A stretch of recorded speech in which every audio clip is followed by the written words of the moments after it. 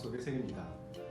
준비해야 될 교재는 마티스 그리고 도구로는 크레파스를 준비하시면 됩니다. 수업에 앞서서 먼저 마티스에 대해서 설명을 해드리도록 할게요.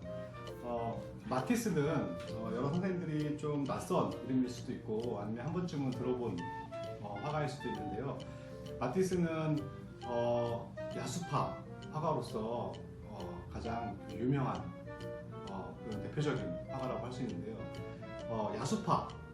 야수파란 이름은 일테면 이런 겁니다.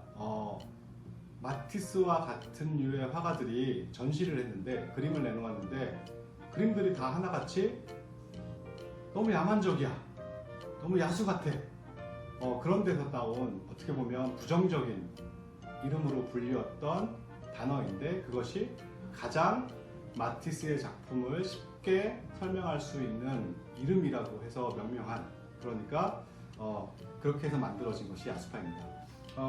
야수 같다라는 데서 알 수 있듯이 색상이 굉장히 화려하고 거칩니다. 그리고 거기에 표현된 이미지들도 아주 구체적이고 자세하게 표현되기보단 단순하면서도 특징적인 부분만 살려서 거칠게 표현하는 것이 특징이라고 볼 수 있죠. 자, 그림을 보시면 이렇게 인물 초상화도 있고요.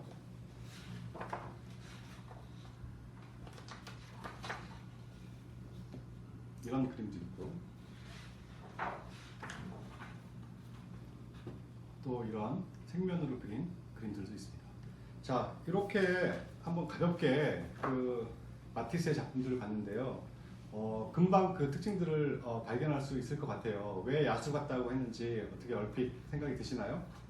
색깔이 굉장히 강렬하고 화려하죠. 이런 강렬하고 화려한 색채와 그리고 단순하게 표현된 인물들 또는 풍경들, 그 속에서 우리 아이들이 더 그 조형적인 또는 조형적인 어떤 원류들을 발견하기에 사실은 마티스가 굉장히 적합하다고 그렇게 볼 수가 있어요. 그래서 이 책에서는 그 3번의 수업을 통해서 마티스가 가지고 있는 조형적 양식을 아이들이 자유롭게 또 즐겁게 표현할 수 있도록 그렇게 구성했다고 보시면 됩니다. 자, 수업에 대한 자세한 내용은 계속해서 설명을 드리도록 하겠습니다. 내 맘속의 색 수업 실습에 앞서서 먼저 그림부터 감상해 보도록 하겠습니다. 여기 두 여자의 초상이 있는데요. 이 초상은 자신의 부인을 모델로 해서 그린 그림이에요. 이 그림을 그리고 나서 발표할 당시에 이 그림은 그 모델인 자기 부인조차도 사실은 별로 좋아하지 않는 그런 그림이었어요.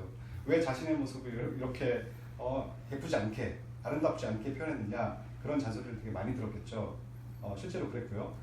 이 그림 역시 화려하게 화려한 모자와 그리고 부채를 이렇게 우아하게 들고 앉아서 있는 멋있는 포즈인데도 불구하고 그림으로 표현되어 있을 때는 그 색상이라든가 형태들이 되게 거칠고 단순하게 표현되어 있어서 이 그림도 그렇게 썩 좋아하지 않았던 그런 예가 있었는데, 마티스는 왜 이렇게 인물이 가지고 있는 형태에 대한 아름다움을 표현하지 않고 이렇게 거칠고 단순하게 그림을 그렸을까? 그거는 마티스가 동경했던 세계와도 그 연관이 있을 것 같아요. 마티스는 그랬다고 해요. 지중해를 많이 여행도 하고 또 지중해를 그 소재로 그림을 많이 그렸는데, 그렇게 한 이유는 강렬한 그 지중해 햇빛 그리고 햇빛에 반사된 파란 바다와 그리고 파란 하늘, 또 거기에 대비되는 녹색의 나무들, 또 하얀 건물들, 이렇게 강렬한 태양 아래에서 비춰지는 여러 가지 색상들의 그 변화가 그 마티스한테는 대단한 인상으로 다가왔을 것이고, 그러한 인상들이, 색채에 대한 강렬한 인상과 그런 것들이 그림에 그대로 투영됐다고 보시면 됩니다.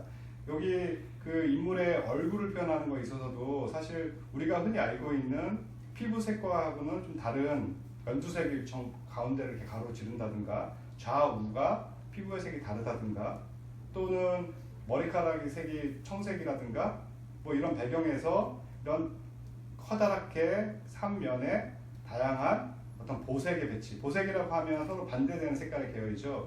여기는 따뜻한 계열의 어떤 붉은색이라고 하면 여기는 어두운 청색의 회색, 뭐 청회색의 색상들을 강하게 대비시켜서 배경조차도 또는 그 인물을 중심으로 한 인물을 잘 그 공간 속에 놓여서 표현하는 것이 아니라 배경조차도 한 화면에서 서로 색깔들로 서로 이렇게 싸울 수 있도록 그렇게 해서 더 평면적으로 그렇게 표현한 그런 그림이라고 볼 수 있습니다. 이 그림 역시도 이 그림과 유사하게 그런 특성들을 가지고 있는데요. 이 그림에서는 더 많은 화려한 색상들을 썼죠. 그런데 이 그림과 이 그림 두 그림을 비교하면 우리가 알 수 있는 것이 마티스가 좋아한 색상들이 몇 가지가 있구나라는 걸 금방 알 수가 있어요. 이런 청록색의 계열과 그리고 붉은색의 계열, 그리고 강한 검은색 이런 것들을 그 마티스가 즐겨 사용했습니다. 자, 그러면 바로 실습에 들어가도록 할까요? 이렇게 마티스의 그림들을 감상하면서 이렇게 감상할 때는 그 친구들과 아이들과 같이 이런 색상의 특징 또 이 인물들이 나한테는 어떻게 보여지는지에 대해서 서로 대화를 나누면서 마티스의 그림에 대해서 좀 이렇게 빠질 수 있도록 그렇게 할 수 있었으면 좋겠습니다. 자, 이 수업의 실습을 한번 들어가도록 할게요. 아까 봤던 그 부인의 초상인데요. 이 부인의 초상에서 색깔들을 찾아서 여기에 칠을 해놓는 거예요. 먼저 내가 발견한 색상들을 이렇게 크레파스에서 골라보세요. 골라서 여기서 발견된 뭐 이런 색, 여기서 발견된 이런 색, 또 여기서 발견된 이런 색 이렇게 있죠. 여기 주황색, 그다음에 청록색, 뭐 이런 색들을 발견한 색들을 가지고 와서 여기에서 이렇게 한번 칠해보는 거예요.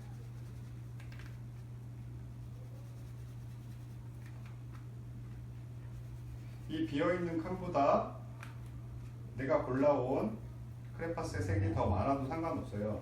이렇게 골라놓은 다음에 이렇게 해서 마티스의 그림 속에서 색상을 발견하고 이 발견한 색상을 가지고 이걸 가지고 여기에 자유롭게 색을 칠해보는 거예요. 이 수업은 형태를 그려내는 그런 수업이라기보다는 다양한 색의 변주 이런 것들을 통해서 얼마든지 그림이 될 수 있다 이런 것들을 좀 아이들이 재미있게 쉽게 경험해 볼 수 있도록 그러니까 이렇게 색을 강렬한 색상들을 화려하게 칠하는 것만으로도 마티스처럼 훌륭한 그림이 될 수 있다 라는 거를 아이들이 좀 이렇게 경험할 수 있도록 그렇게 지도를 해주면 좋을 것 같아요. 아이들이 이렇게 칠을 할 때 선생님께서 그런 말씀들을 많이 해주면 좋을 것 같습니다. 그러니까 뭐냐면 아이들이 이렇게 좀 칠을 엉성하게 하거나 강렬한 색상들을 마구마구 칠을 했다 하더라도 그 자체가 와 멋진 예술 작품이다. 이거 화가들의 방식이다. 뭐 이런 식의 칭찬, 굉장히 바람직한 칭찬이겠죠. 이런 칭찬들로 색을 아이들이 즐겨서 사용할 수 있도록 그렇게 유도를 해주세요. 자, 이런 식으로 해서 하나씩 색을 넣으면 되겠습니다.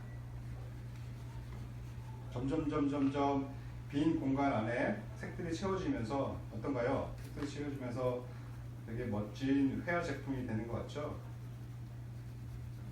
네, 멋진 회화 제품이 점점 되어가고 있습니다. 자, 마티스와 유사한 색을 가지고 이렇게 그림을 그리니까 마치 이 그림도 마티스가 그린 것 같지 않나요?